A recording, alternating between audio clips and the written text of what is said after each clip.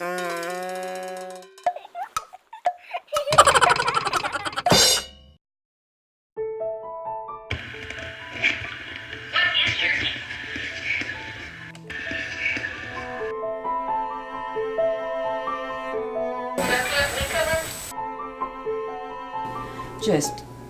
they're in the hallway. Oh, weird chicks right there too. Sarah. Now I hear them. And you can see the shadows underneath the door.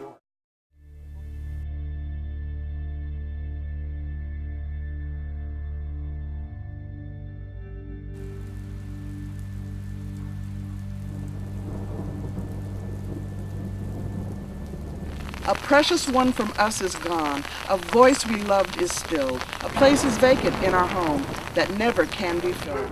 That's the epitaph on George Jeffrey's tombstone. He's the man who came from England and built a 3-story hotel called the Hotel Jeffrey, and this is his burial place. As you can see from behind me, this is a fantastic cemetery filled with the founders of Coulterville and the miners and the soldiers and the Indians and the Chinese who all inhabited Coulterville.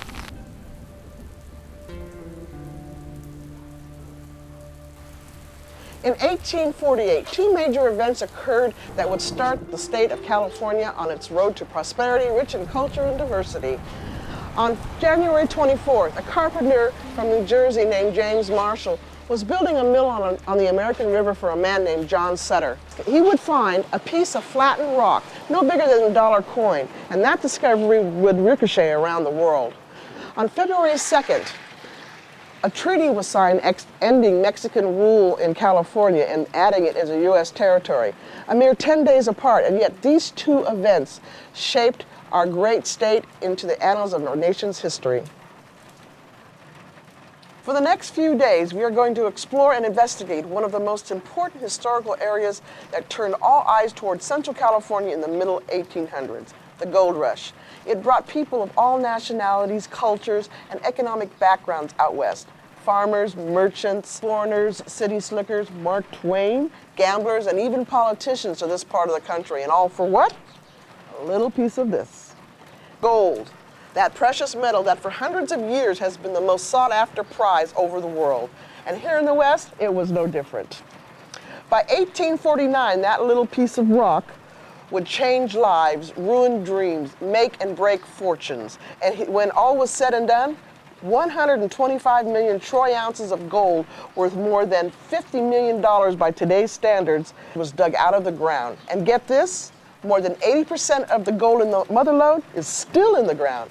But before you all go running off to the gold fields, it's also a reminder that with the discovery of gold and for the following 7 years, it is estimated that over 300,000 49ers came to California to strike it rich. Some came to dig for gold, some came to steal it, some came to sell the shovels, and some, they say, have never left, perhaps still waiting for that big gold strike.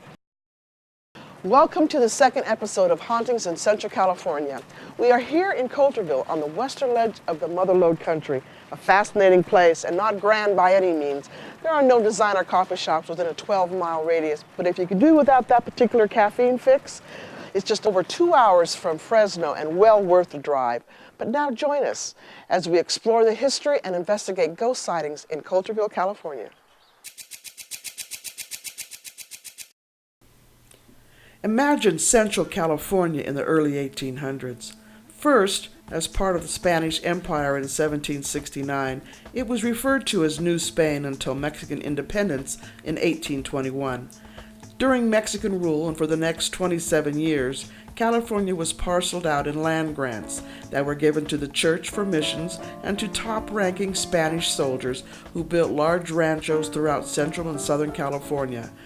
These ranch owners and their families became the social aristocracy of the state and for years ruled the country by feudal standards.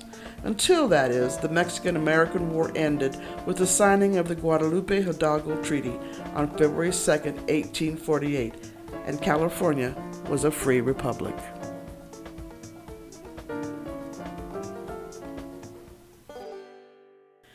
Then came the gold rush. When Marshall discovered that little piece of history at John Sutter's mill in 1848, it really wasn't big news at the time and only consisted of one paragraph in the San Francisco newspaper, until, that is, the news reached the East Coast. Gold mine found in the newly made raceway of the Sawmill, recently erected by Captain Sutter on the American Fork. Gold has been found in considerable quantities. One person brought $30 worth to New Helvetica, gathered there in a short time. California, no doubt, is rich in mineral wealth. Great chance here for scientific capitalists. Gold has been found in almost every part of the country.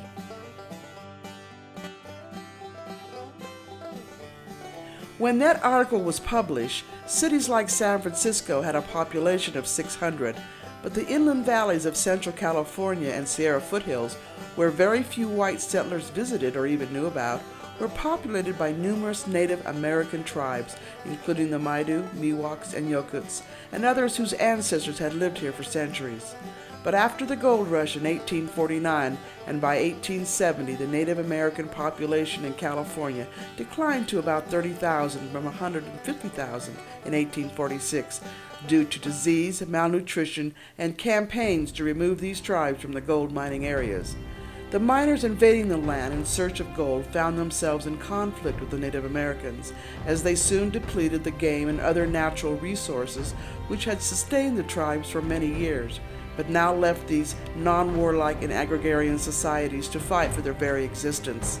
Hardest hit were the tribes who lived in the heart of the Motherlode, the Maidu and Miwoks, as the miners, ranchers, and settlers combined forces to oust the people from their land. A part of our history that shames us all, these miners and settlers were promised monetary rewards from local, state, and federal governments, making it legal murder on a massive scale that mirrored the growing sentiment that was echoed again and again throughout California, as the Chico Courant newspaper published. It is a mercy to the Red Devils to exterminate them and a saving of many white lives. Treaties are played out. There was only one kind of treaty that is effective: cold lead. Eventually, once the Native Americans realized just how important this yellow rock was and dust was prized, easily adapted and became miners themselves, thus able to bargain and survive. And the gold rush continued on.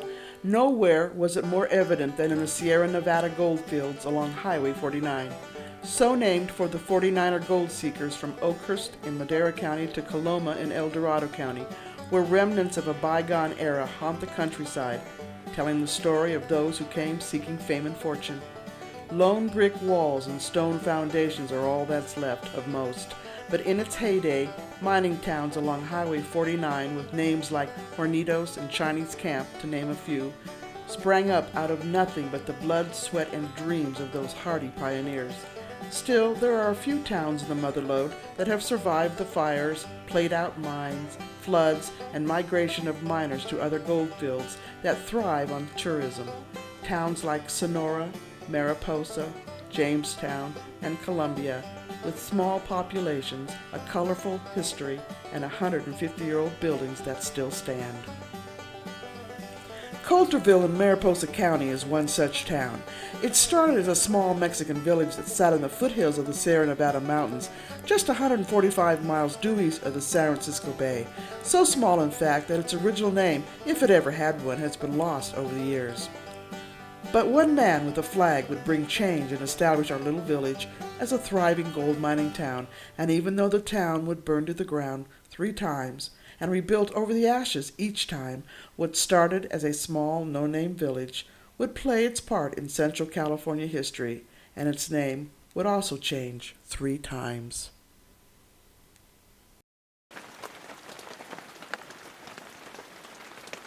It is estimated that approximately 2,000 miners that included Chinese, Mexicans, Europeans, and even some Native Americans all came here in 1859 and all hoping to strike it rich. Some came to pan for gold in the rivers and streams, some came to descend into the earth to dig this precious ore, and some came as merchants to sell these 49ers the tools to keep their dreams alive. In 1850, 2 men, George W. Coulter and a man named Maxwell, arrived in our little village. Coulter set up shop in a tent over which he proudly flew the Stars and Stripes, prompting the local miners to call the town Banderita, or Little Flag. Maxwell also set up shop, and for a while Banderita was known as Maxwell Diggings. Both became founding fathers and rival store owners, and in order to decide the settlement name, the story goes that Coulter and Maxwell drew lots one day to see who would have the town as his namesake. The winner was Coulter, and thus what began as a no-name town in 1849 had its third and final name, Coulterville, in 1872. Even though Maxwell lost, the nearby creek and first post office were named in his honor, and some say by himself. It's a well-known fact that many celebrities and dignitaries visited Coulterville, and specifically the Hotel Jeffrey. People like President Theodore Roosevelt, Mark Twain, John D. Rockefeller, John Muir, Carrie Nation, and even the last king of Hawaii. But along with the famous came the not-so-famous, the outlaws, Frank James, Black Bart, and Joaquin Murrieta. In fact, Joaquin Murrieta and his sidekick, Three-Fingered Jack, had a cave hideout not too far from downtown Main Street in Coulterville. In fact, Coulterville, California was a pretty wild and woolly place. Gunfights occurred on a daily basis. In fact, one story goes that a man named Allen had a gunfight in the street who was killed. But one of the bullets ricocheted and hit a dance girl standing on the side of the street. Her name was Penelope. And we're going to go see if Penelope will talk to us.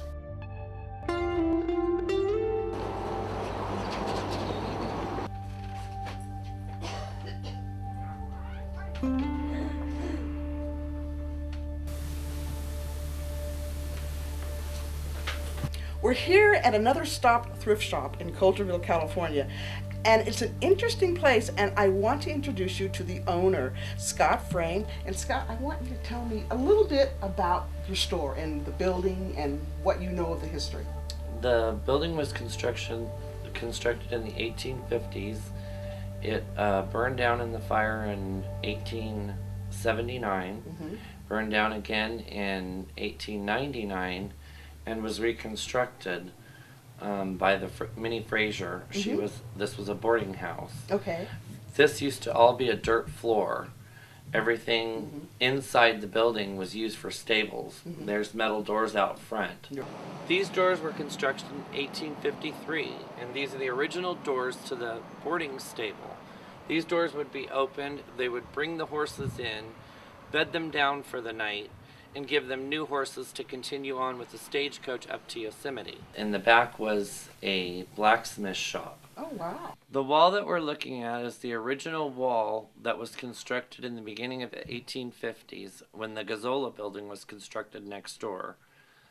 In the 1870s, the fire came through and took this building out from the top level. Both buildings were affected because the second level burnt on both buildings, but the original wall still stands, and that's what we're looking at now.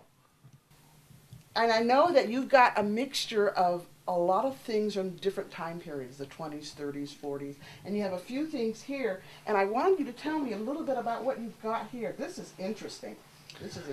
Tell me about this. That's an old jug that we found out back. It would have been used to put elixir in, or some type of cough syrup, something of that era. Okay. Do you have any idea how old it is? It's from the early, mid to early 1900s. Okay. Mid 1800s to early 1900s. I have no idea what this is. This is a tool that they would have used on a Model A or a Model T Ford. And it was actually the crank starter for the car. Scott, let me ask you one question. How did Penelope get her name Penelope? Actually, I was in this room and I was sorting through toys, a box of toys, and I heard somebody say Penelope. And I turned around, I was over there, in that back room, and I turned around like this to see who was at the door, and there was nobody there. And the front door was locked. So I knew nobody could have come in behind me, and I said, "Is there somebody there?" You know, and then when Elvie came, she was one of the previous merchants here. I asked her, I said, "Have you ever heard of anybody named Penelope?" And she goes, "No, that's the ghost." And I just kind of stepped back and went, "What?" And she's like, "Oh yeah, she knocks on the wall." And when the Women's Auxiliary ran it, they would come around this corner and they would see a woman over here on the side, but she would disappear. Now, I've never seen her. I've never gotten the chance. And Jenny, the only one that's seen her, has passed away. But she told many stories to the other girls at the VFW, you know, that I have seen this woman. She is dressed in period clothing. And there's a woman there. And she's a young woman. And everybody else is like, okay, Jenny, you know, medication's doing you good, hon. You know, because she had cancer and she was, you know, she was in transition. And so and I think that's why Penelope got so close to her, is because she knew that She was ready to cross over. she was ready to cross over, and she was there. When the woman was buried in the 1800s, they didn't know who she was. She died in the hallway.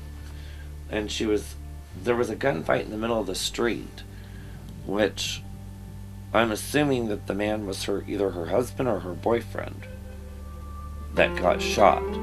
But she got shot in the crossfire and ran up into the Gazzola building and died on the stairs. She never made it to the top of the stairs. She died halfway in between. So Maybe the boyfriend was Henry. I don't know. Why would that name Getting come up? goosebumps again. Henry. that could be his name. He said Henry. Arbuck. I'll have to look and It see. seemed important. Well, I know back then that, they might not even have marked that grave. What was his name? Alan Haig shot somebody in the middle of the street.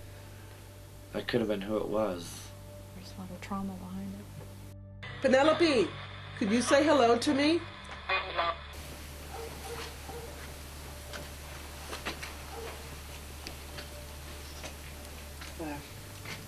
Do you live here?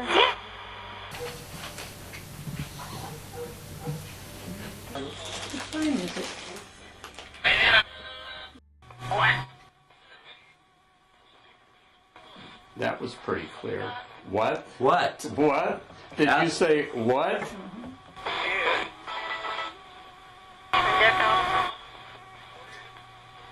And to gather the energy. What's your name? I understand that. Where's the gold? Where did you hide the gold? Come on, Penelope. Help him out. Is it in this room?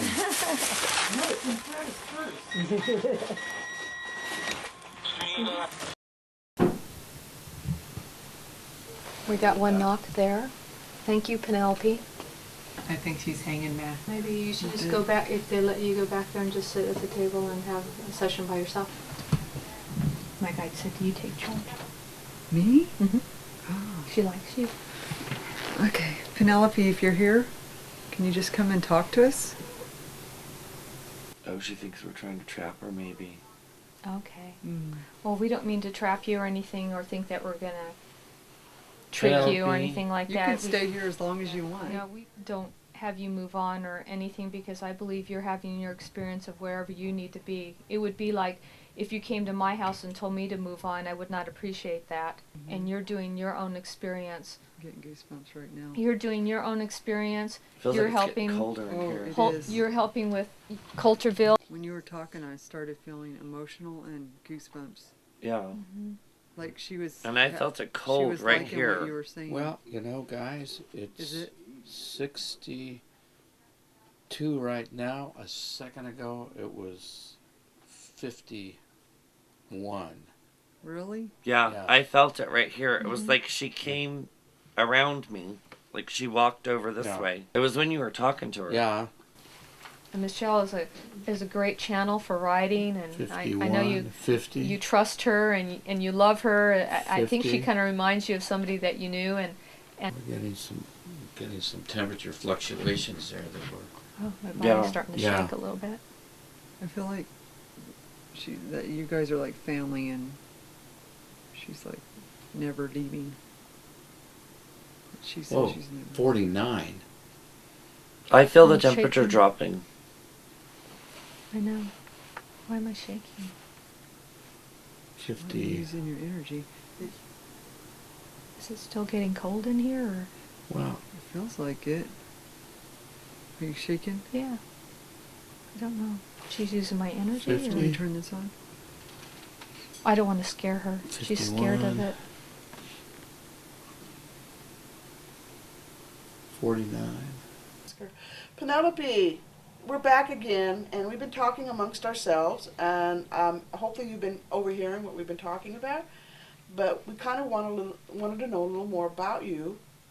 We wanted to know, again, if the answer is yes, please knock once. If it's no, please knock twice. We wanted to know, do you have blonde hair?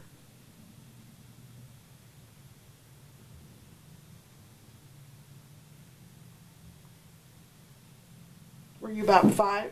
Oh, Yes, thank she you. did, and Thank that was you. very dominant, Thank you very loud. much. Okay, we thought you might have had blonde hair, but we weren't sure. Did you pass on the stairways near here, near that wall that you knock on? Did it happen quickly that it was so unexpected for you? It was a shock?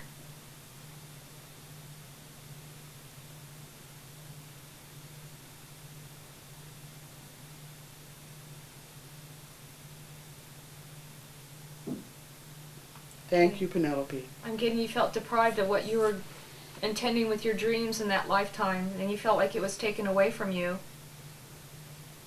And I feel for you and that you're still fulfilling your dreams by helping God in this town. Went out and checked the side of the building where the knocks are coming from. The wall is 16 inches thick, and it's adobe. So we went out and she checked that side of the wall. There was nothing there that was banging against the wall. There is a slight breeze going. There were no open windows on the other side that would cause any kind of banging. really cold. And so we believe, because there's a history here of Penelope knocking on the wall, we believe that that is Penelope knocking. The psychics, some more both knocks. Salo and Michelle, have picked up that she is here. And we're just validating that you're here. We're not trying to invoke you or anything like that. We're only trying to validate that you are here. So please, if you can, give us something. Temperature drop last night, and also I've noticed a temperature drop. So we know you're here, Penelope. We really do. We know you're trying to gather as much energy as you can from the room, and I never feel goosebumps. You feeling it too? Feeling it now. Yeah. But now that she understands who you guys are and she knows each and every one of you, I believe that she's come through and touched each and every one of you because I feel at peace with it. Well, we really appreciate it. Yeah, we really And, appreciate it. yeah, You she know, knows that you so- respect her, Yeah. And and we'll be that's back why to she's visit. being so active. And she loved your voice. Oh, cool. I mean, definitely, that was a loud knock. That was Very, very happy with that very song. nice thunderstorm. Very- Very very- good. Yeah, she likes it. She did. She liked your voice. Oh, cool. Thank you, Penelope. It was an honor to sing for you. That was great. Thank you. God has a lot of Indian jewelry, and there's even something here from Miwok. So if you're ever in Coulterville, folks, I suggest you stop by here. This is an interesting place. No longer was there a little village, but a town that grew to include 25 hotels and 15 saloons at its peak in 1852. The Wells Fargo building served as a trading post at first and was operated by Nelson Cody, brother to Buffalo Bill. And of course, as in all the old West towns, Coulterville had its own hanging tree that is still here and located in front of the Wells Fargo building.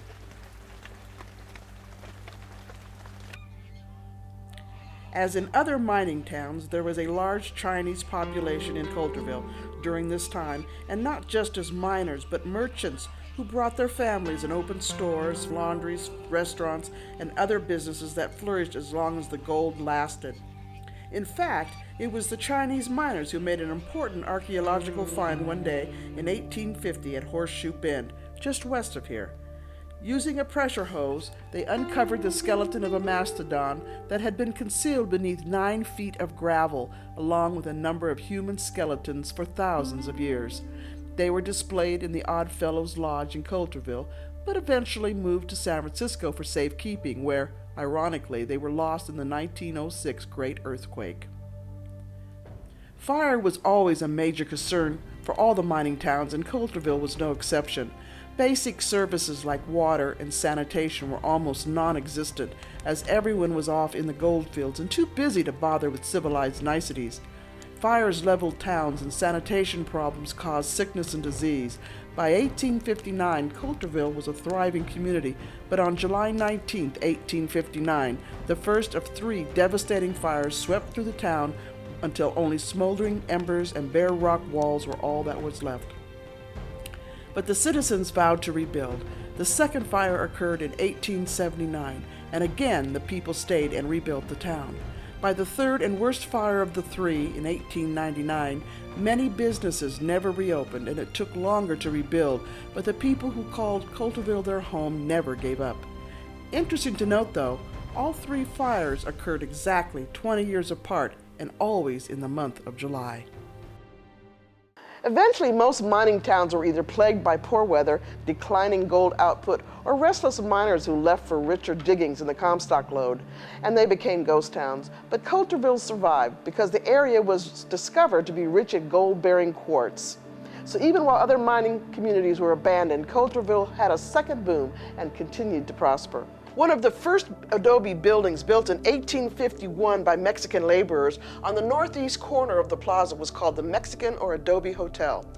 They had rooms on the first floor and a fandango hall on the second. It would later be purchased by an Englishman named George Jeffrey, who built an elegant hotel after the 1859 fire and utilized the adobe masonry from the old hotel as part of the structure. But by the third fire in 1899, the Jeffrey was left in ruins, and for almost 3 years, when construction began again in 1902 to its present-day 3-story building. Current owners Peter and Cheryl Ann Schimmelfinnig have owned the historic Hotel Jeffrey for almost 7 years and have been undergoing continuous remodeling work to bring this remarkable hotel back from the past and into the 21st century without compromising its historical significance. And let's not forget the miners, the merchants, the Native Americans, the Mexicans, Chinese, who lived and died here and perhaps are still hanging around in spirit. And this is where our paranormal investigation begins. As paranormal investigators, our plan is to seek those places where unexplained activity is occurring, then research the site and explore the possibility of a haunting. Our objective is twofold: make contact with the spirit and then validate our findings. There are many ways to accomplish our goals and different types of equipment we use to do this. Both film and digital cameras, recorders, EMF detectors, temperature gauges, our own 5 senses, and even a dash of common sense. So it's not surprising that after all we've heard about the historic Hotel Jeffrey in Coulterville, California, that we come to find out if those rumors are true. Some of the activity that has been reported by employees and guests are objects being moved, the smell of cigar smoke, roaming cold and hot spots, utensils that fly off the counters, silverware on the dining room tables that are scattered, appliances and lights that go on and off by themselves. Sound interesting? Wait, it gets better. Guests hear voices stomping and laughter in the halls, only to open their doors and find nobody there. Feelings of being watched or followed, and then getting sudden chills. Apparitions seen by witnesses include a dark-haired older man with a mustache that roams the second floor, a middle-aged, neatly dressed woman, a young woman in a maid's uniform, and another woman with a powdered face, black stockings, and a red dress, and a man who sits at the end of the bar, a little child who likes to play ball in room 3, and a young lady in her 20s with long brown hair, fair complexion, wearing a long white dress, and always with a smile on her face. Now, this has my attention. I'm here with owners Peter and Cheryl Ann Schimmelfinnig, who often boast that they have 17 friendly spirits here at the historic Hotel Jeffrey, and not just the ones behind the bar. Thank you guys so much for being here and taking the time to talk to us. And I know we've been here before, we know there's activity going on, but is there anything recent that maybe you can tell us? Maybe some of your guests that have told you some stories that you'd like to share with us? Well, there's always things happening. Generally across the board, the types of things that we experience. And this is Nugget, our hotel cat. And very friendly. Loves our hotel cat. Yes, he does. Some people have thought it was a giant orange rat crawling in with them in the middle of the night. Boy, all kinds of things. Often people will say that they hear children running up and down the hallway. noises like children playing in the middle of the night, and they'll open the door and there'll be nobody there. And of course it happens in the daytime too, but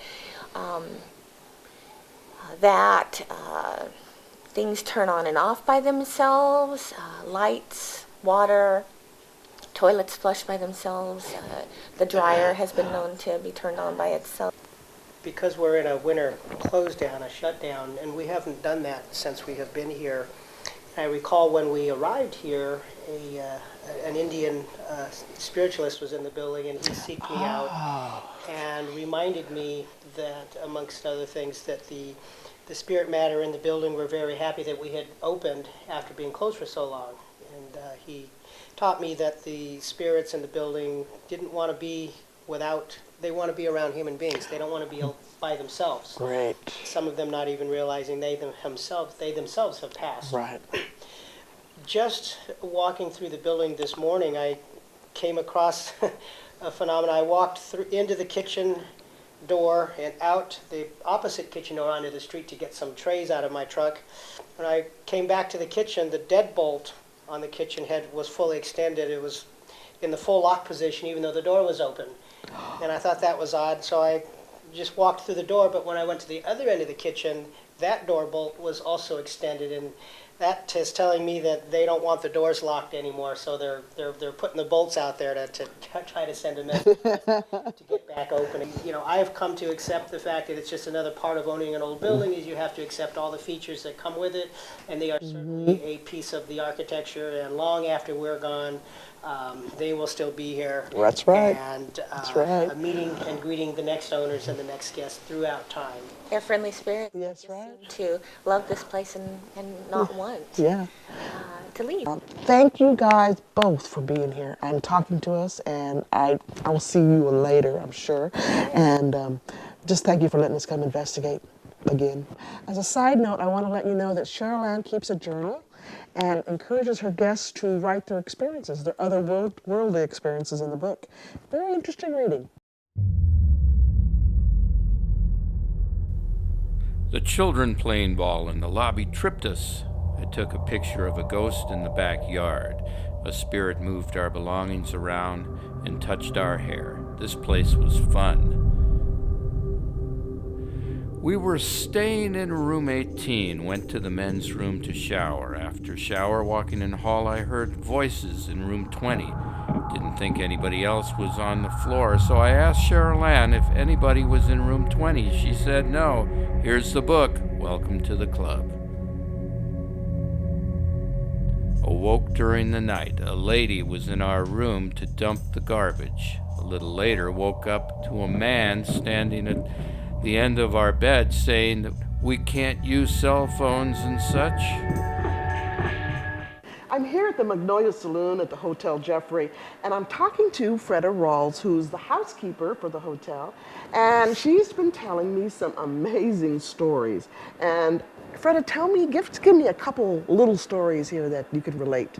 Well, the first one that happened to me was I was in here all by myself on the second floor doing laundry, and somebody was running up and down the stairs. And all the doors were locked. And so I looked and looked, and I didn't find anybody but me. Did it sound like children running, maybe? No, it was definitely a man because the footsteps are very heavy. Okay. Yeah. Good. And that would go along with the fact that there is a man being seen on the second floor who does walk the hallways. Oh, yes. Yeah. Apparently he's very dapper looking, very well dressed. I know he had a hat and a coat. That was the last witness that told me that. Anything else that's happened? Well, yes. Oh yeah, the twin sheets will get mixed in with the queen size get mixed in with the twins. And you don't know it until you get in the room and start making up the bed, and it's very frustrating. Kathy does the third floor, swears I'm the one that does it. This is it, huh? This is room 7? Yes. This is where you had those experiences here? Yes, I did. Oh, tell me, what happened? Well, I had, as you see, we put the blankets and the sheets, we tucked them all together. Mm-hmm.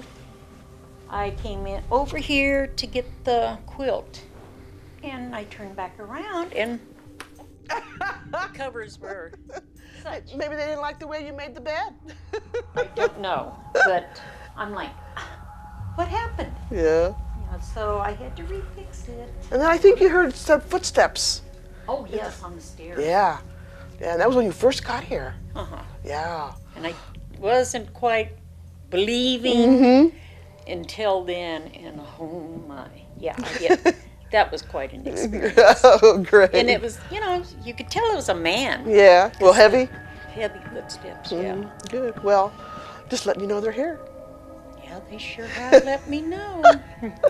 Well, thank you. My name is Kathy Snow, and I'm a housekeeper maid here at the Jeffrey. And I've been working here for about 5 months. And I've noticed a lot of different sightings and stuff like that, of different little things that's happening. One of the most interesting ones is they'll set the tables with the silverware, and then I'll come back through, and the butter knife will be turned up against the plate at the top. And it wasn't like that before, so we kind of assumed that it was a Welsh or English maid lady that does it, and she's been spotted right outside the door, with her maid outfit on from like the 1800s and things. And I don't know, it's just really, really neat to see all these little things happening through here and stuff, and so much history here. This is one of the oldest towns in California that's still continuing running. And I don't know, I just really love this place a whole bunch. Before we get started, I want to tell you a little bit about our investigation group tonight, as we've done something a little different. Instead of other ghost hunting groups from Central California doing the investigation, as we did in our first episode, we've decided to include former students from the Paranormal Studies class to participate and be a part of our special documentary. Our students tonight are very excited to be here, so let's go meet the group and get the investigation underway. Hey, everybody. Hi. Well, I am so happy to see you all here. I think you all know why we're here. We're going to investigate the Hotel Jeffrey. Anybody have any questions, any paranormal questions? How about the power of suggestion? Well, the power of suggestion it can be pretty heavy. It can be pretty convincing. You've got one person saying they see one thing, and the other person goes, oh yeah, I see it. Matrixing. And where that is the power of suggestion. You see an object or an anomaly, and it's not familiar, but your brain tries to make sense of it. Yeah, we're all here because we all believe in ghosts, in hauntings, and that the consciousness does survive, and there are some entities that don't cross over. I mean, that's what we're here for. Jackie, I know you have a burning question. Well, it's just a question for everybody. I'm just wondering what kind of equipment that we can anticipate seeing being used. I think we have 2 Frank's boxes here, and I know we have the digital cameras. I know we have some recorders. I know we have EMF detectors, some thermometer gauges, some K2 meters. The theory is it's a little box and it scans radio waves, and what it does is when the entity talks, it talks through the machine and it picks up words from the radio wave, and then that's the answer to your question. I've seen it in action a few times. I don't know if anybody else has seen it in action, but I mean, it can be pretty convincing. Leo is pretty keen on the Frank's box, and I don't know, have you worked with one before? We've used it before. Okay. But the most important thing to do when you're starting to use the Frank's box is to practice a validity test when you're using the Frank's box. You want to ask it to say backpack, say lunchbox, say my name. You want to get validity before you start saying, oh, they said what I think they said. You want to do that 2 or 3 times, and then you know you're speaking with an intelligent spirit, and it's gonna respond to you. You don't want to just take random words and say, oh, it's spirit. You want to ask it to say something specific, and when it says something specific to you, then you've got a green light to go ahead and try to get more information using that tool. Speaking of other equipment, we were down at the Queensberry Conference in September, and we were able to see Andy Kopic he used to be an engineer for, I think, NASA, and he had developed I don't know what else to call it. It's almost like a full spectrum camera, and it will pick up. It will go outside the infrared and the normal vision that we see. It'll pick up what we can't see and what our normal cameras can't pick up. So it actually, I got to see it in action. It actually worked really well.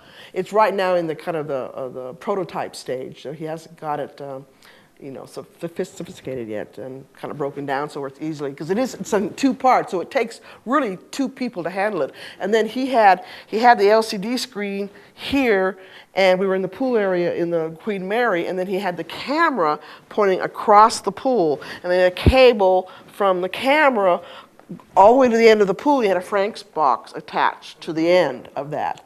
So, I mean, they were getting things supposedly from the little girl who supposedly haunts the pool area at the Queen Mary. I'm not sure what the colors mean. What do the colors Well, mean? if you look at like a prism, if you look at a crystal or a prism, we know that there's different spectrums of light, and they're in all different colors.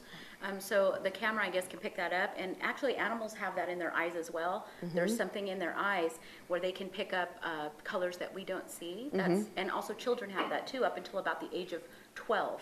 There's been studies that show that children, yeah, and that's the theory behind, children being really psychic until they're around 12 years old, because they lose that film, protective film over their eye. It's similar to that. They can see different spectrums of light. We know they exist. We just can't catch them with our cameras. We can't catch them with our human eye. And these cameras are just amazing that are coming out that are going to be able to capture this.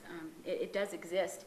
And one more thing I just kind of want to throw out there about the theory of orbs, where I think that orbs are going right now, is because we know that these spectrums of light come in different colors. You're going to hate me for this, Jackie, but probably. do not rule out the different colored orbs. I don't. Okay, good. Yeah, I don't. Good. As long as the texture's there and everything else is As there, long as, that's fine. as long as those are there, don't rule out different colors of light, because the cameras that are coming out now are starting to capture different colors and different spectrums, and we believe that we were just talking about. They may indicate. I think it's going in the direction of indicating different types of spirit entities. And different levels, different vibration levels, we're catching them in different colors. So just remember that. Don't throw it out just because it's in a different color. Yeah.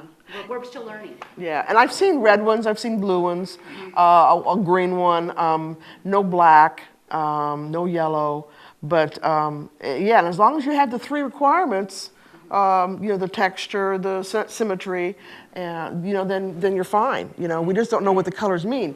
I mean, most common is white, of course, but they do come in various colors.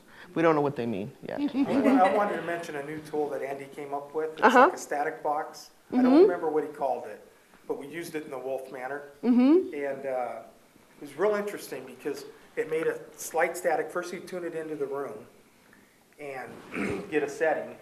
And then as the entity came closer, it would get louder, louder, and louder. The static? Yes. Okay. Then we started asking questions. Then the whole room, we can hear a female answering audibly. Over the static? Over the static.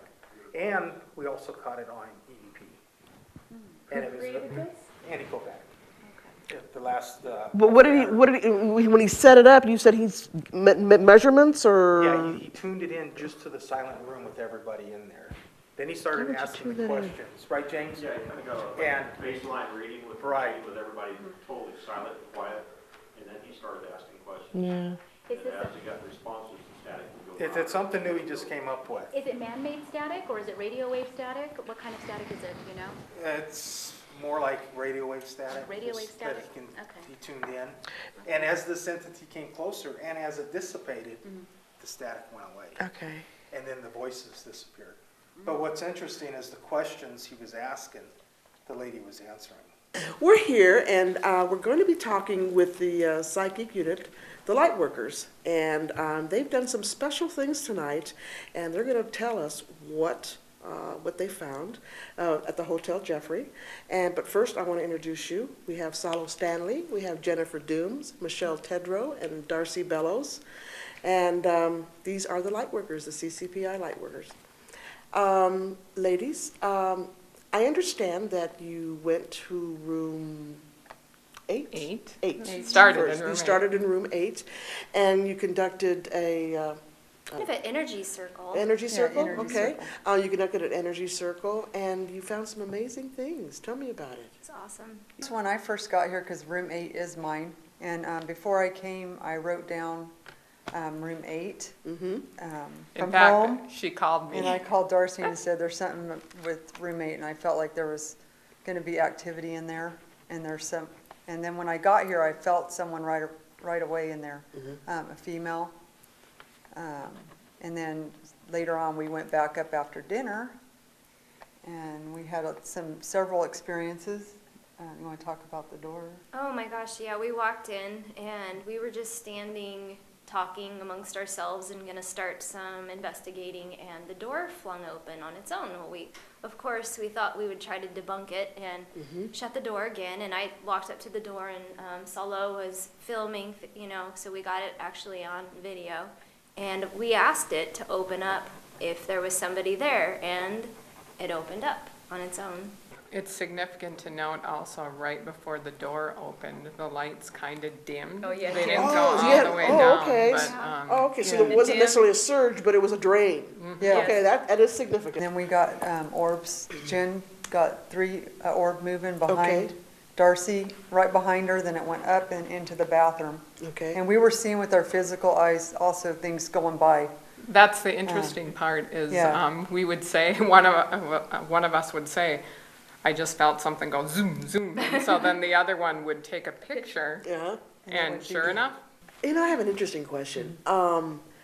We had the vortex, and you all felt that. Do you think maybe because you were there, they were drawn to you and came through the vortex? Yeah, Yes, we do. That was the Okay. feeling I get, and especially being 4 women, I think when we were getting that this was a town with a lot of men in it. Along with that, Jen got was the taking picture. the picture, and the orbs came out, so it was like a really cool boom, boom, boom. Yeah. Where did you have the K2 meter placed? On the bed. On the bed? Right in the middle, and In we the had middle. everything away from it. Okay, so there was no other electronic equipment around? No, we Within checked about- everything. okay. We even double-checked just to make sure that Okay. everything was good. It sounds like they were anxious to talk to you. They were just waiting for somebody to come and listen to them, acknowledge that they're there. That's what it sounds like. and we- Okay, where'd you go from there? We went to room 2. Okay. And here, before coming, I had a dream last night of a female, blonde. She wore her hair up. Salo and I both seen her clothing was of wealth. I'm seeing like a big trunk, and I'm seeing a lady she's got the hat, she's got the dress, everything on. Getting chills. Beautiful. This woman is beautiful. She's decked out. Yeah. Just a lot of pride in the way she walks, the way she carries herself. And a big white ruffled dress. She was very respectable, very prim and proper, and very nicely dressed, tall boots. We were both seeing the same picture. This was something that you weren't expecting, right? Yeah, she gets You here were and she's totally like- overwhelmed by that, but you weren't ruling to go back because you told everybody you were coming here. You spent all your money to get here, and you wanted to save face. You didn't want to go back, so you had to plow forward. Color dress? White white. White? Ruffles on it, high boots with buttons on it. Did you open your own business here? And the EMF meter's going off as she is channeling here. Anna, it's a beautiful name. Still going. Would Annabelle be a name? Is that your name, Annabelle?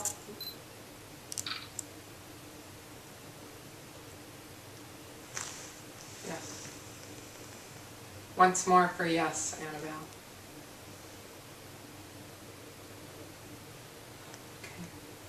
Okay. Can you show me something It's else? not close to anything, right? Anything That's what away I'm from it? trying to figure out.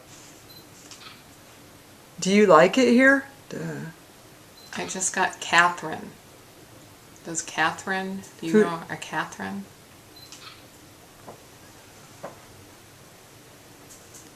There's a female that's around the banquet or the dining room area.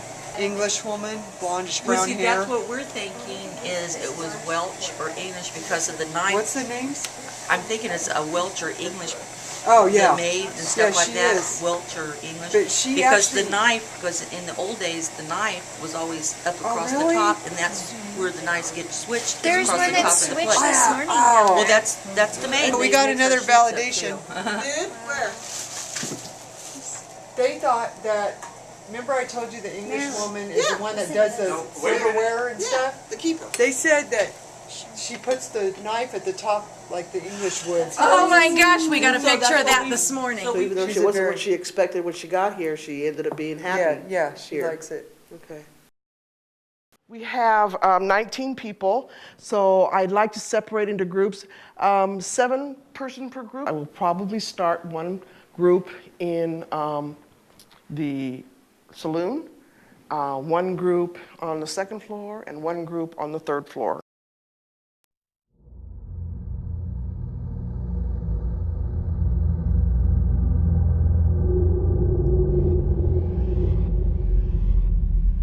Told a lady she lived in this room.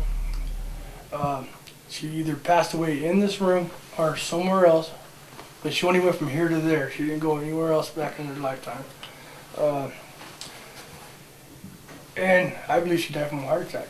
I could just feel it.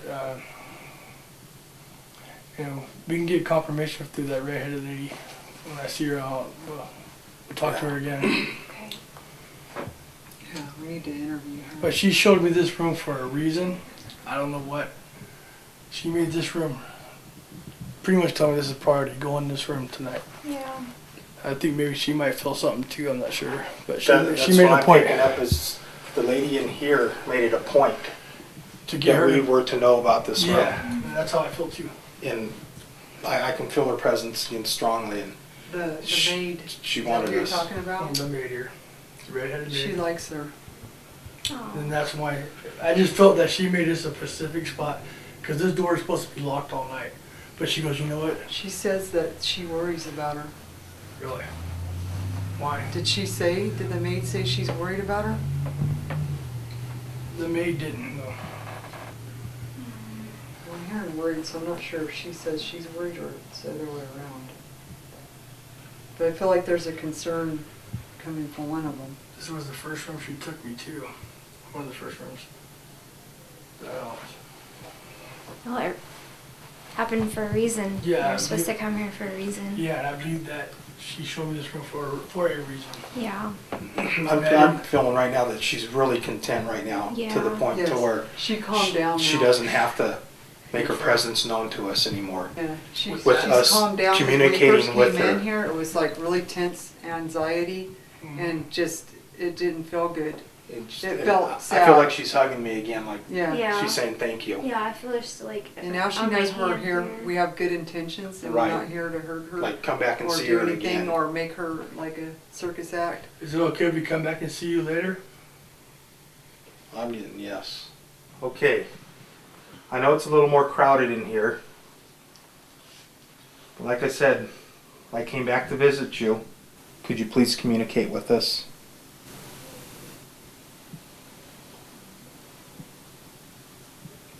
Could you give Jan more information? But we all care for you.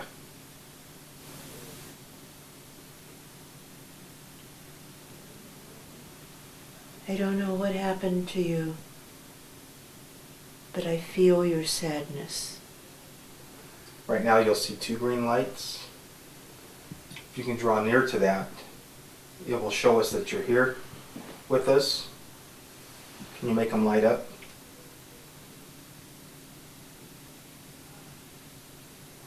Do you mind us being here? What would make you happy?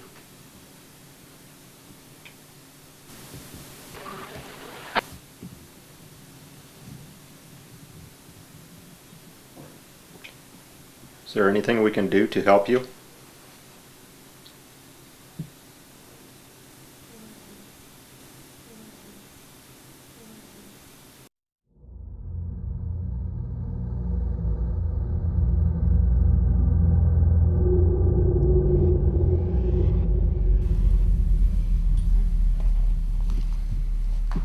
My name is Carl, and I'm here with my friends, wanting to talk with somebody who lives here.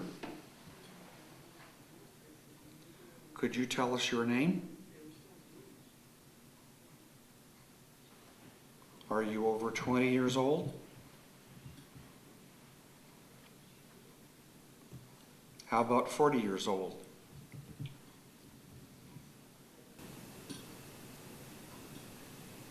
Did you visit the bar just for fun?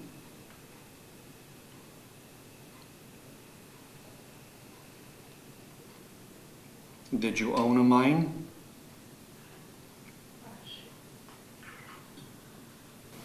You still haven't come near that green light yet.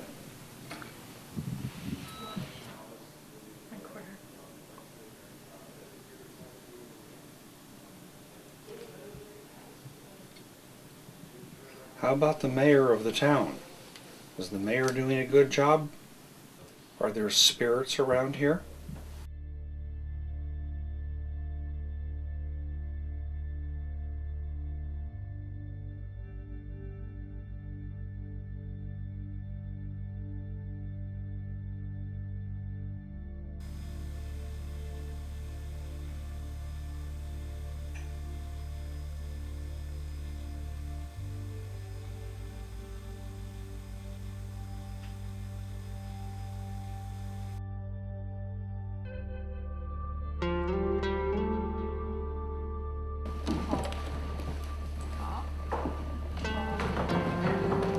They can't use the lights and the radio at the same time. Neck break. Yeah. Tastes good.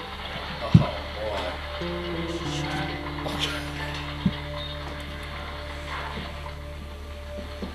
Who's here? Jen? Jen. Yeah, we got contact. Yeah. Yes.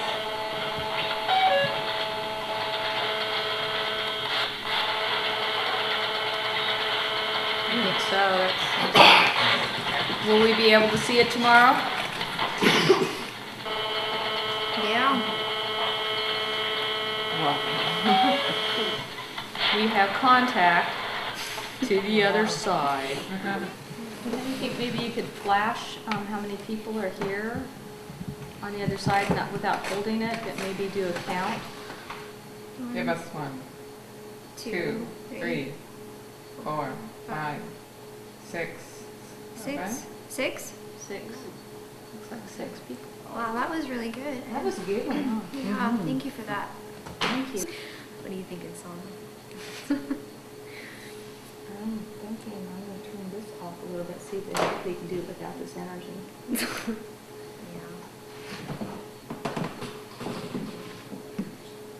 Yep. We can do it. There you go. Yep. Good. Easily. There is my energy. I know, I'm starting to Thank get you. that. Shaky.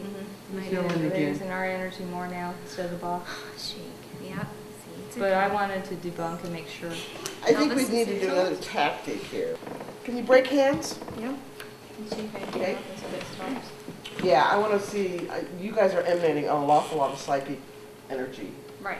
And I want to make sure that that's not manipulating the KT meter. Right, with Okay? the power. I mean, yeah, you guys are all really awesome.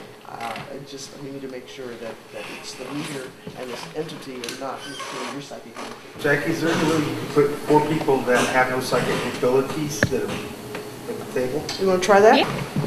We'd like to talk to you. So is somebody here? Would they talk to us, please? Can you tell us how many of you are there? By flashing the lights to red for me, please. Should we try holding them? We can do that. We can do that. Ed, are you here? Sir Jim? Do you just like talking to the girls? I can see you're You're trying. trying. There you go. I can see you're trying. Yes, you're trying. Thank you very much for trying. Oh, very good. Thank Very you. Holding the lights good. Very good. Are you a man? Very good, thank you.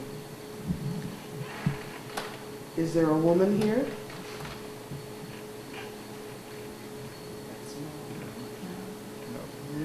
Oh. Thank you very much. Would you like to rest for a while? Okay, Yes. thank you, and we appreciate your honesty, and we're gonna go ahead and leave you for a while, but we'll come back, I promise. Thank you very much. And maybe- You smell like dirt. Yeah, he's dirty, that's what I call him. Awesome. impressed me. Yeah, we felt He's like he one of went those upstairs minds with who us. slept in the dirt. Yeah. Very good, guys. Really good. Try not to get distracted by the footsteps above us, you guys. Just keep your attention focused on the back there. What are you doing in this room? Who's got a K2? Anybody got a K2 in? Who has? Carol? Okay. You want to be up front and center, Carolyn, so we can... Squeaky steps. There you go. So we can see that while she's communicating. What I'm getting in this room, Jackie, is I'm getting a young male, probably teenager, kind of a scrawny little kid with brown hair, brown eyes, and he's just kind of crouched in the back corner here. Krista, can you see that?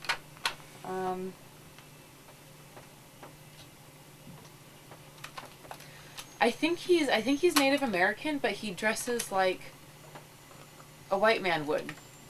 I mean, he's, and I say that because he's not a modern. This isn't a modern day spirit. This is from, I want to say 1930s. And I do think that he's a Native American, but it's like he's wearing blue jeans and white shirt. Okay. Can you tell me what your name is?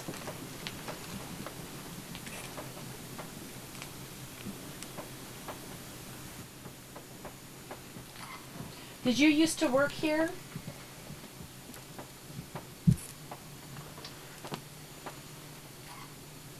What was your job?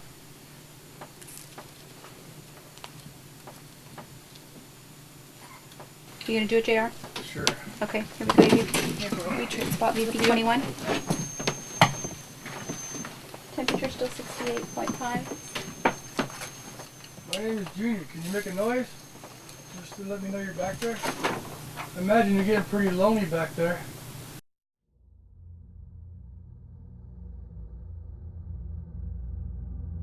Good morning, everyone. Good morning. It's Sunday, the morning after. But I think originally when I had scheduled this, I wanted to kind of after investigation highlights, maybe tell some of the stories, if you guys had any personal experiences. Last night I went upstairs to get something. Mm-hmm. My room is 22 at the very end of the hall on the 3rd floor. Mm-hmm. And I came out of my room past that back staircase, and when I came out, there was nobody in the hall coming toward me. But all of a sudden, there was somebody beside me. And I saw her kind of start down the back stairs. But then when I turned around, there was nobody there. Oh. Getting chills or equilibrium go It off? just happened. It was so unexpected that it took me a while to say, oh, wow. I think I just saw a ghost. And I picked up on a young teenage boy. Right. I thought he was Native American, but I assumed that because of the area, and that was before I knew that there were a lot of Mexican settlers here. Now going back and re-experience it in my mind, I'm pretty sure he was a young Mexican boy. He was wearing jeans and like a white shirt, and he was probably about 15, 16 years old. Very timid, like he was picked on. I think he was picked on a lot. Oh, okay. But I think he worked here. Okay. Right. And then, Michelle, you followed up a little later in the same area. Yeah, I went in the banquet room. There he was, a teenage boy. So I asked everybody that was there if anybody had a teenage boy pass, because I thought maybe he came so suddenly. He came up to me, so I felt like maybe he belonged to somebody that was in our group, and everyone said no. And then Marilyn told me that Krista had also picked up the teenage boy in that area. So I found that interesting. Yeah, 2 separate instances, yet validating each other. And then I saw it right behind her. It was a dark-skinned male. He was bald, he was young. He almost looked like he was ill. Oh, he was very ugly, really, really ugly, like not healthy, ugly. At the same time, though, you felt... I felt like I had a million bugs crawling at me. I haven't felt that feeling that intense ever before. Yeah. I mean, we've been to some pretty dark, dank, scary places, and I've never been that creeped out before. You said you were in 22. How did you sleep? I slept fine. Yeah. That was just one of the rooms that I felt, when we went in, just very heavy. It was, we got that when our group went in, The air in there was very heavy and dry. Yeah. Felt pushed, like almost like as I was standing, it kept like almost like pushing me, like wanting to lift me. Like I kept lifting up onto my toes, like trying to keep my balance in there.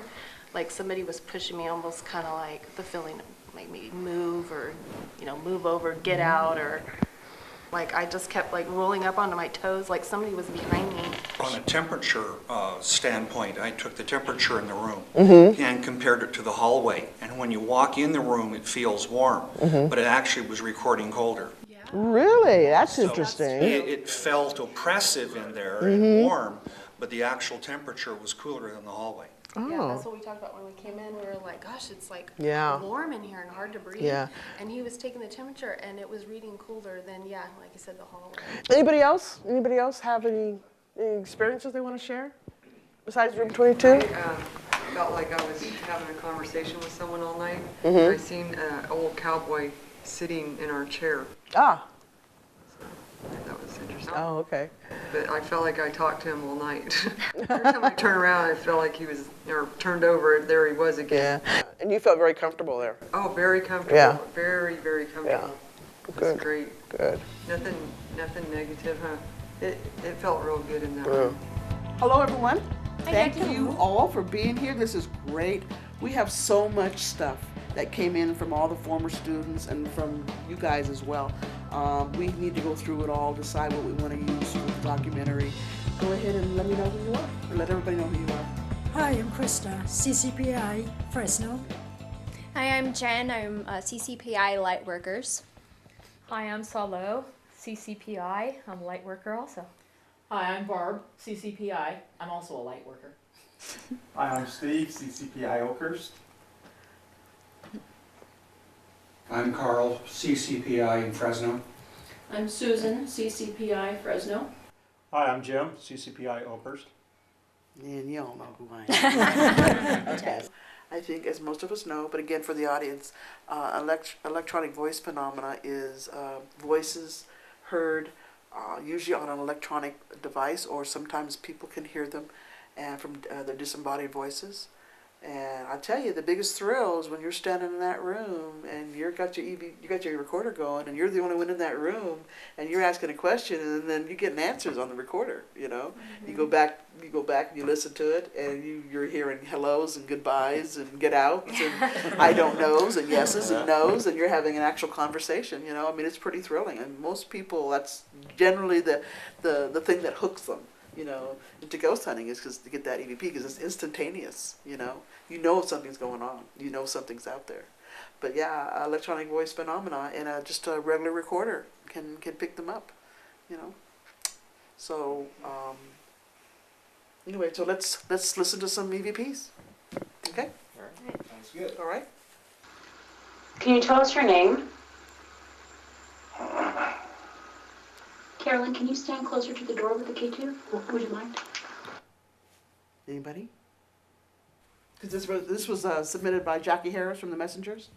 So her program is different than mine. Can you tell us your name? Carolyn, can you stand closer to the door with the K2? About who am I? Oh, that was in Jared's room. Uh-huh. That's when they had that bad voice Uh-huh. up here. Oh. Exactly. At the window. Yep. And they got scared. Yeah, it was a It was little frightening. It was really frightening. Yeah. Can you tell us your name? Okay. Who am I? I hear it now. Which is kind of strange. I mean, is he trying to get them to guess who he is, or does he not know who he is? Well, Can we go back? What was the question? What can you tell us your name? Who am I?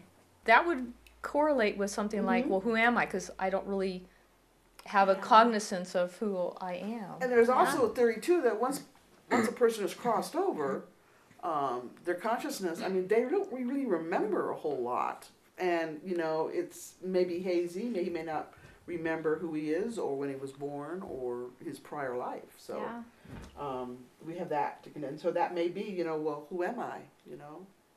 So it's a good catch. It's a very good catch. Sure. Unless he's just a really good Can you tell us your name?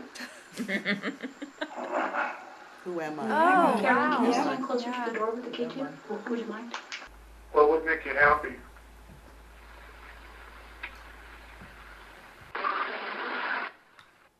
Is it family or That was good. I did.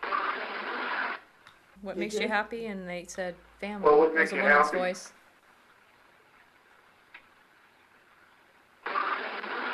Right there. I believe JR had commented on that after the fact. Did he? that He heard family. Sounds to me like they're saying my family. I heard What family. would make you happy?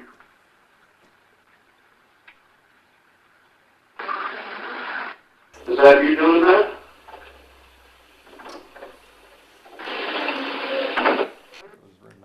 Yeah, and there's something there. I can hear it. It sounds like a little kid. Is that you doing that? Voice, but I can't make out the words.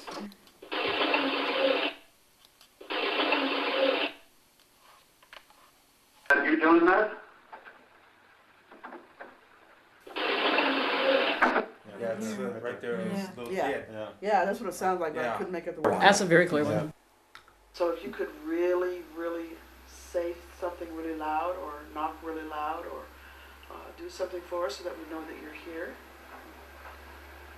Could you do that?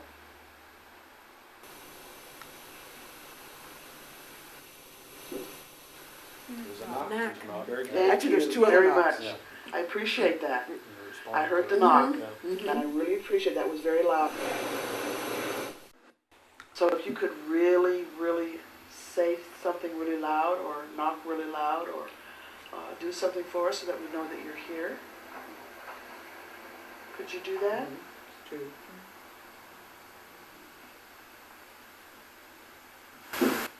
Yes. There it is. Thank you very much. I appreciate that. I heard the knock.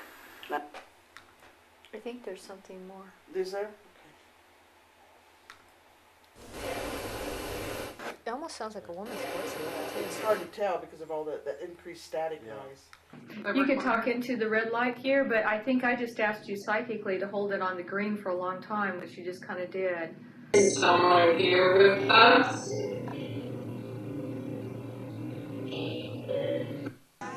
It's too slow though. It's too much interference. To me, it sounds like greenback because we're asking him to hold it back, to hold it on the green.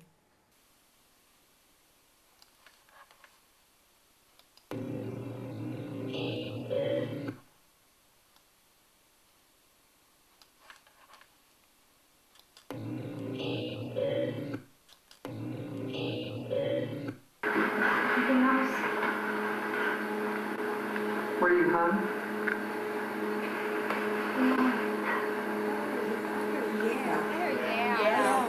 Yeah. Okay, I'll have my hearing checked. I heard yeah.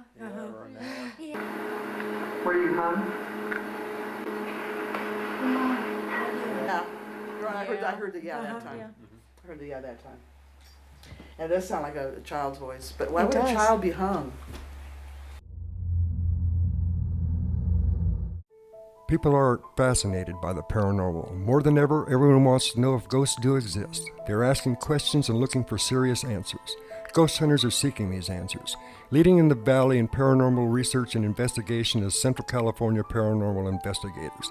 In our second episode, the special documentary, CCPI takes the viewer on another journey into the world of the paranormal. This program takes place in the Motherlode country during the gold rush. We explore one of the most historic towns that turned all eyes towards Central California in the mid-1800s, Coulterville. In the center of this town is a building that started out as a Fandango Hall and is now the historic Hotel Jeffrey, built in 1851. Join us as we investigate this hotel and find out if the 49ers are still there, if they will talk to us and give us evidence of their presence. It's what we do. Investigate, validate, educate.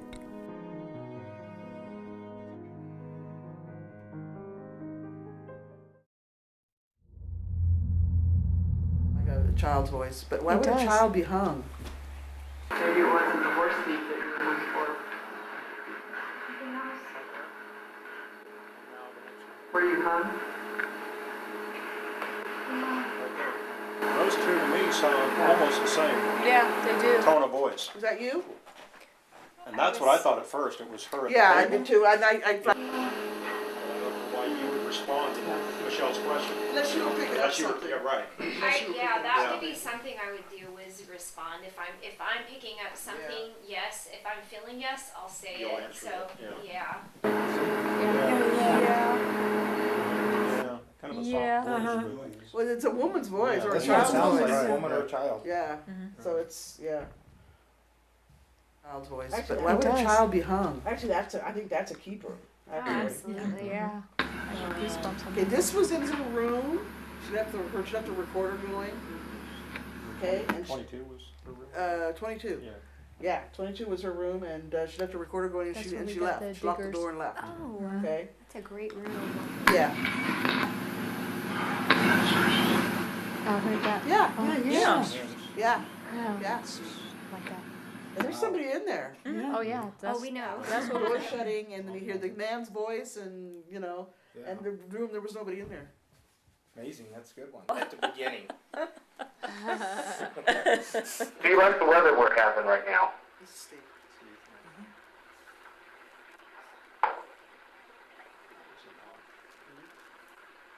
Oh, it's None of definitely us not. heard the knock. On here, but it's longer. Yeah, none of us heard the knock, None but of us it heard the knock. did show up on EDP. We don't mean you any harm. We're just here to get to know you. Could you please let us know if you're here with us? Was that, I can't tell. Is that talking from another room or the hallway? That's what I was just gonna No, say, yeah. that wasn't from another room. Really? Yeah. Because that picked up on a couple other ones, and I was wondering what that was. It wasn't from another room because we were tagging everything. Okay. So if anyone heard a noise, We don't mean you any harm. We're just here to get to know you. I thought there's more than one. Yeah. It sounds like there's two people in that conversation. that Yeah. was in What room? the ladies' room. I was thinking that. Which room? 12. 12? Room 12. Wow. Yeah, it sounds like there's more than one. There. That's also where the question was, what would make you happy? And she says, family, my family. Okay.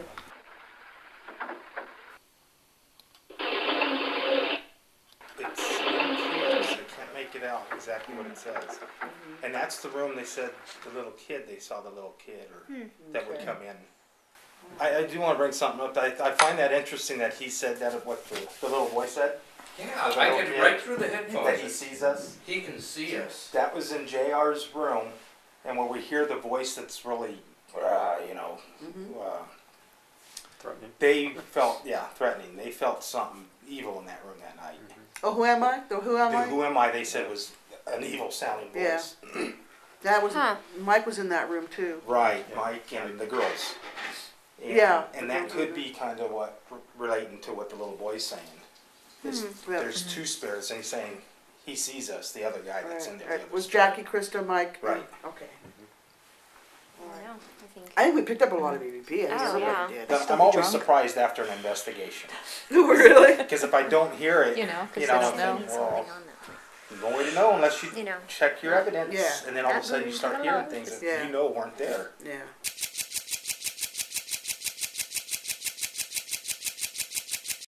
Let me start with Debbie's orb here.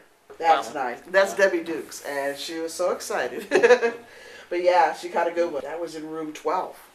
Oh. Is there any way? Very good. That's a good spirit orb.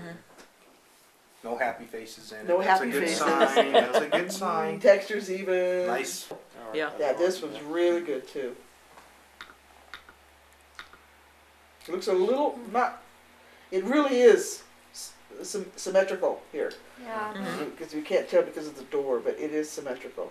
Take it to the cemetery at night, obviously. And I wasn't real sure about this picture, and I think I'm going to say that it's not a spirit orb, and it's because it's got this pattern on the inside, and it's taken with a film camera. But yeah, I don't think it's a spirit orb. I think it's probably an insect. You know, they were following. You know. Yeah. But that's definitely very classic, and you can tell it's definitely a spirit orb. There's no question. This was taken by Michelle. There's one right here. It's real faint, so I'm not sure if it's a spirit orb or not. But there's one right here. That's still a little inconclusive for me. But the other one happened right after the incident with the door. Yeah. Okay. Yeah. Okay. After the door, incident with the door, and then this is seen there. And plus, they kept on touching us. Yeah. And there's an orb on her breast right here. Yeah. Too. Yeah, you're right. And they kept on touching us, the guys from the saloon. And I'll show you we'll show you all the video in a minute. But this was the aftermath of that, and you can see there's an orb there standing there. Now again, it's not the classic spirit orb, but the coincidence with the door, I don't know. It looks good. It looks Is good. that the door to the hallway? Yes. Okay. Yes. Which room was that in? 8. 8. 8. I think for the sake of the audience, I think we need to make clear what a spirit orb is. I know we've talked a lot about what isn't a spirit orb and what's an environmental orb, and I think we need to let people know that there is a big difference. And while they're the most common, they're the least understood. So the difference between the spirit orb and environmental orb is that the spirit orb needs 3 requirements. Needs to have perfect symmetry. The texture needs to be even, no patterns or holes on the inside, and it needs to emit its own light. And I think once we find those 3 requirements, I said, then we can pretty safely say that it's a spirit orb. And that's the current theory.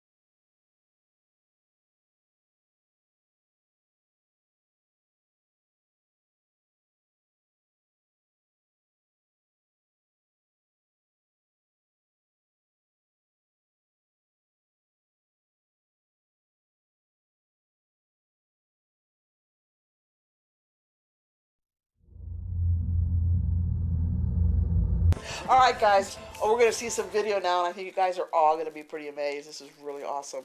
So I think some of the best stuff that we got out of the whole weekend. So let's start here. Ooh. There it is. You getting some activity? Yeah, she's channeling. Here. Wow. Would Annabelle be Wow, your name? okay, there you Is go. that your name, Annabelle?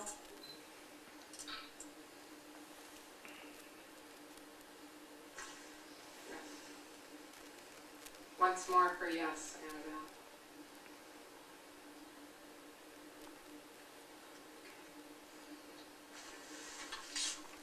Are you the blonde woman that I seen last night?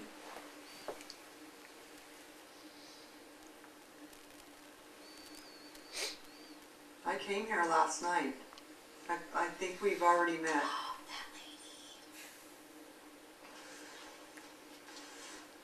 Have we met? It's flashing a little bit. Would you guys consider that a yes? I would, well, it's still flashing, and I don't think there's anything electromagnetic around there, is there? Do your yes or no thing. You can flash once for yes and twice for no, or just flash. Are you the woman that I met last night?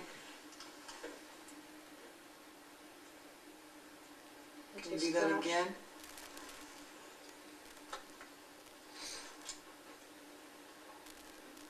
I can feel somebody trying to take my hand.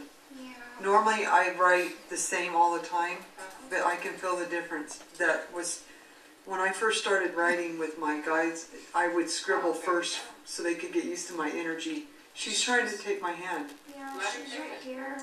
Let her just go for it. I think Okay, she's Anna. safe.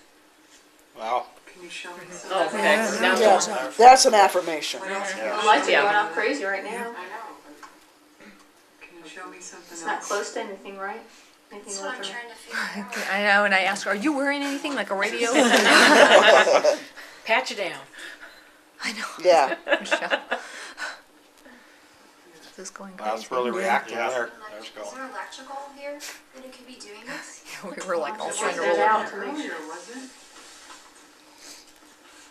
Well, she's probably by Michelle if she's trying to write through Michelle. What do we want to know? Yeah, it seemed like the energy was closer to her hand. Uh-huh. Are you from England? There you go. Goes back up again. Yes. And you don't have anything electrical magnetic on you like a radio or anything? Are you married? We need to do a pre-investigation frisk.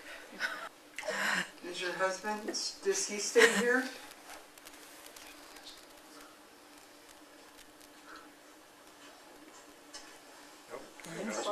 Yes. Did you run this hotel when you came here?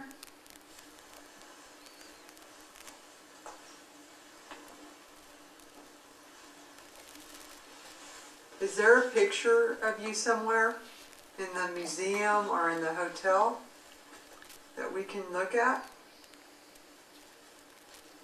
I'm getting yes. You can see it And stays can on we, there, but it goes up.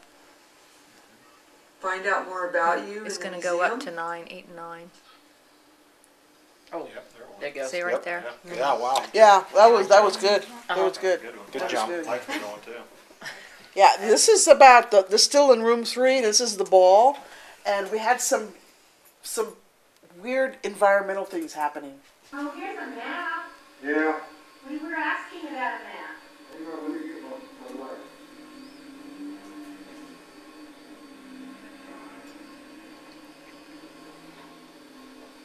Do you hear that? Anybody hear that? Yeah, the the car. trap does. Yeah. No. Footsteps. Car.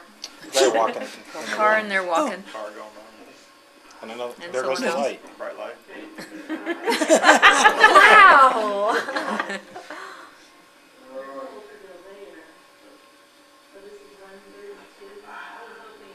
Do you see the striations on the bed? The white striations on Yeah. the quilt? Oh. And see how the ball has a long white stripe in it? Yeah. Yeah. It's gonna go away in a minute. Oh. Oh. It's like somebody's laying on it and then they get up. I don't know. Well, it seemed to move at the beginning. I thought I saw the bedspread move. Oh, really? Oh, we might need to go back and check that again. Of course, you know what? It might be nice on a night like this.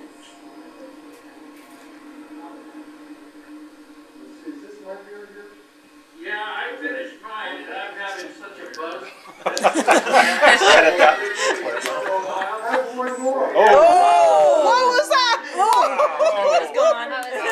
Oh! It was like somebody was laying on it. and Yes! got up. Yeah, that Oh! happened at the beginning. We're gonna Yeah, do start. this. Yeah, start from the beginning on that one, because. Okay, it's not even there. It's not there. Look. Wow. Whoa. That is underwhelming. By today's standards. Oh, there Oh my God, that's awesome. What would? Like depresses, like they're laying down on It's the like bed. yeah, it's like somebody's. That was great. Yeah. We were asking about a map.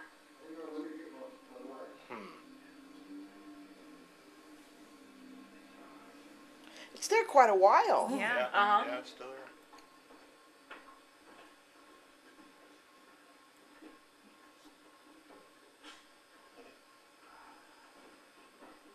They don't even get up when somebody goes in there. I know. They're just like enjoying themselves. We're walking by. I think we're getting ready to go to dinner. Yeah.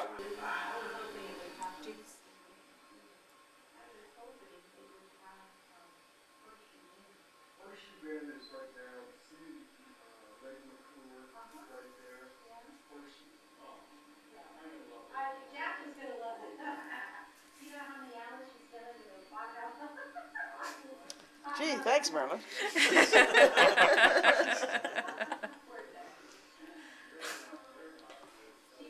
First, you know what? Might be nice on a night like this. Laying there quite a while. Yeah, I finished mine and I'm having such a buzz. That shows what happens when you don't drink anything for a while. I have one more. There it goes. The whole thing moved. I mean, the actual bracket moved. That's awesome. Great. Oh, cool. Video. That's interesting.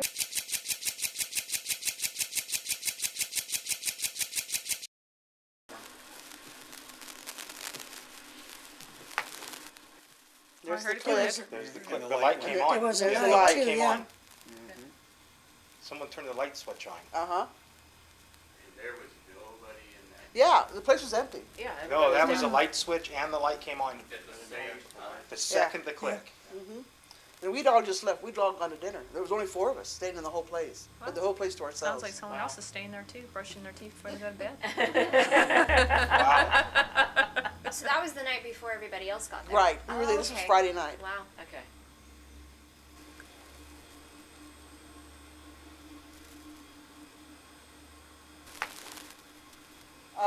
Let's see. There was one. What's this one? Or knock really loud, or do something for us so that we know that you're here. Could you do that?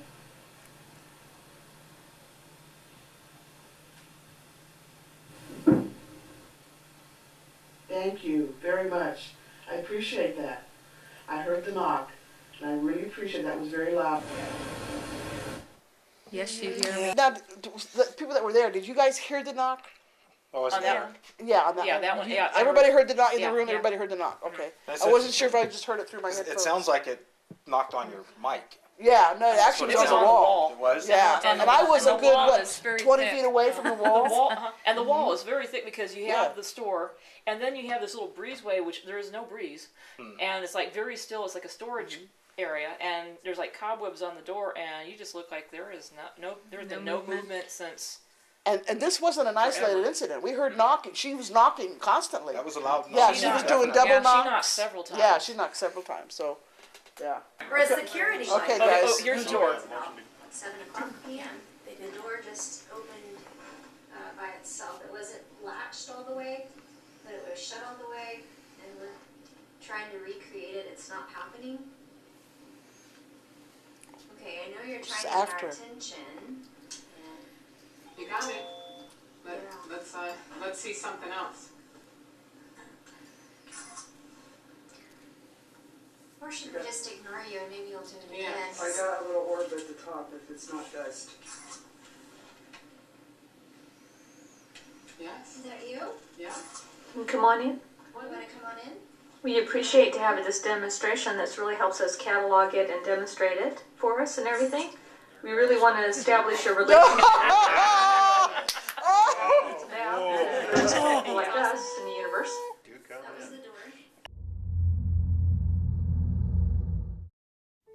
People are fascinated by the paranormal. More than ever, everyone wants to know if ghosts do exist. They're asking questions and looking for serious answers.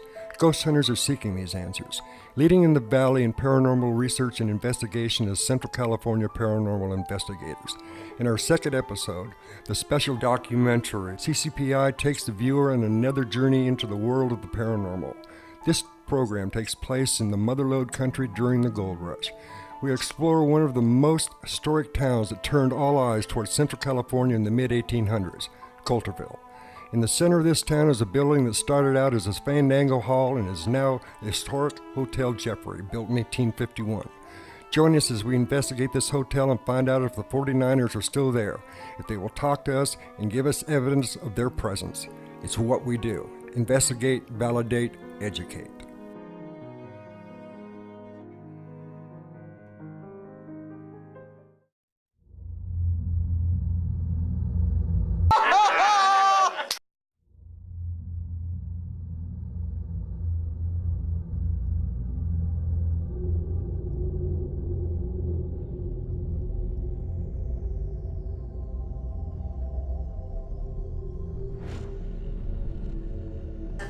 p.m.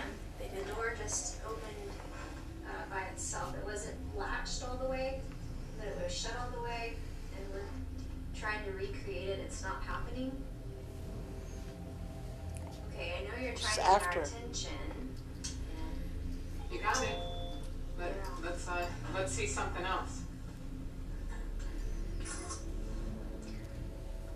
Or should we just ignore you and maybe you'll do it again? I got a little orb at the top if it's not dust. Yes. Is that you? Yeah. Come on in. You want to come on in? We appreciate to have this demonstration. This really helps us catalog it and demonstrate it for us and everything. We really want to establish a relationship. That's what it's about. There's people like us in the universe. That was the door. Oh. And that's where And this is where we got the still picture for the orb. It is you. It's kind of good that we're just having a relationship and talking. We don't. Kind of like when you get to know somebody, we're not here to invade your space or anything. I'm sure you have a lot of living space. Yeah, and all who's that there? goes on here that you're probably used to. I like and you everything. started to bunk it. So, but you know what's kind of cool about this? check for air. Yeah, it's checking for air, movement of air, vents. The other door. Is the fact that you got 4 beautiful women here. So if you happen to be from downstairs from the bar, this could be a great thing. Or, or if you're the woman that you associated with Michelle, we'd be more than happy to talk with you. And this is where they try to do it a second time. The way it opens doesn't seem like a breeze. You feel any Well, air it too out there depends that if the could door push is not that level. door open? We didn't check the level of the door was level. But it's not doing it again. Any draft? Yeah, I'm kind of waiting to see if maybe somebody opened the door or something. Weren't you jumping around the back? I was walking back and forth, opening Well, up that all was the doors twice, right? on the other side of the hall, See too. if it was like a Trying to vacuum. debunk this it side. there. Maybe if you walk in front of it and see if it jiggles the door open or. If you could do it again, it'd be great. Walking by the door. Good for Doing you, jumping Jen. jacks Good for out you. there. Thank you.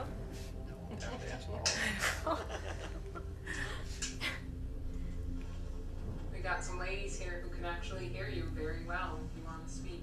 Yeah, which is a rarity to have 4 in one room. 4 telephone lines. And I'm great that we were able to capture that. I don't know. I can't tell you. Well, I got it on video, Awesome. so. I mean, it's cool out there, but there's nothing there's no breezes coming No, through. There's it not a door. totally that's got cold right here when We started feeling it. Yeah. Oh, I'm feeling So it. we have 2 things. We have, as far as Darcy getting cold, and I felt the energy up and down my spine and the top of my head. Yeah, me too. But if you notice that tag on I the back of think, the door, Mm-hmm. it hits the wall It pretty looks hard like, enough there's to not like tag an the orb or balance. Yeah. could be dust, but hopefully maybe it's an orb right in the doorway at the same time. So we have 3 things. Okay, guys. All right. What do you think? Tell me what you think. What do you think? Wow, that's a really good video. Yeah. Very good. Very good video. Any particular points that stick out in your mind besides the door? Okay, Besides we the all door? know that's a wow factor. So The ball and the On the bed? the bed. of the bed. Yeah. Well, you actually see the bedspread rise up after somebody had sat down on it, and then you see it rise up again. Right. Right. Yeah. Great. That was Yeah. incredible. And also just, the EVPs Yeah. in the saloon Uh-huh. with the mediums and the non-mediums. Yeah, that's a really Good good test, experiment, yes. and That that's was a the good good idea experiment. on that one. Yeah, very good experiment. This one here, it would have been nice to get the whole door. Because a scientific view and a skeptic's view is going to say, well, they can't see the top of the door. They can't see the bottom. And you're right, right. That's one thing they do look for. They look for the top and the bottom of the door. Even though Because we somebody don't might be see under there anybody, they're pulling it, or pushing pulling the it with a string or something. Sure. Yeah. So Sure. to present that to someone that's going to try to debunk it, they're going to look at that. So Yeah. it'd be nice. It would have been nice to get the whole door. Yeah. And what's interesting too is the orb. You caught the orb just Yeah. before the door. That one picture before. The one picture then you before, see and then we the- have the one You can after. hear her say, "Oh, I got an orb, and it's a spirit orb." Right. Yeah. And then we have the still Stand picture upwards. with the orb after, and I'm not sure that's a spirit orb. I'm still debating, but I mean, it looks like one. Yeah. But the coincidence is just too exact. I just can't hold with it with just being a coincidence. No. It's just. It's there. The door just opened. We got an orb up top. We got an orb down when the door opened, and tried to debunk it. Can't debunk it. But I think that out of all the evidence we have, I think that is probably the best. Okay, final question. Is the Jeffrey Hotel haunted? Yes. Yes. Yes. I think we've caught enough evidence. Well, the 7 indicators are pictures. We've got spirit activity with spirit orbs. We've got electronic voice phenomena. We've got the K2 EMF detector. We've got didn't have any odors that I caught that we have evidence of, but we do have movement of inanimate objects with a knife and the physical touching. We have the physical. So we have 6 out of 7, and we just need 5 out of 7 to declare it actually a haunted place. So I think Definitely. general consensus is it's haunted. Yes. Absolutely. Yep. Okay. Cool. We're done. This is a wrap. All right. Good job. Very good, guys. Very good. Good job. Very good. Our time here at the Historical Hotel Jeffrey has been a wonderful adventure, which has produced some amazing results, as you saw when we analyzed the evidence collected from all our investigators. If a place is haunted, like we use 7 indicators, like pictures and EMF disruptions, temperature fluctuations, EVP, physical contact, objects moving by themselves, well, do you think the Hotel Jeffrey is haunted? For those of you that have a little adventure in your soul, I invite you all to come check it out for yourselves. Well, that about wraps it up here for the 2nd episode of Hauntings in Central California at the Hotel Jeffrey in Coulterville, California. On behalf of Hanging Tree Productions and CCPI, until next time, take care, be safe, and goodbye.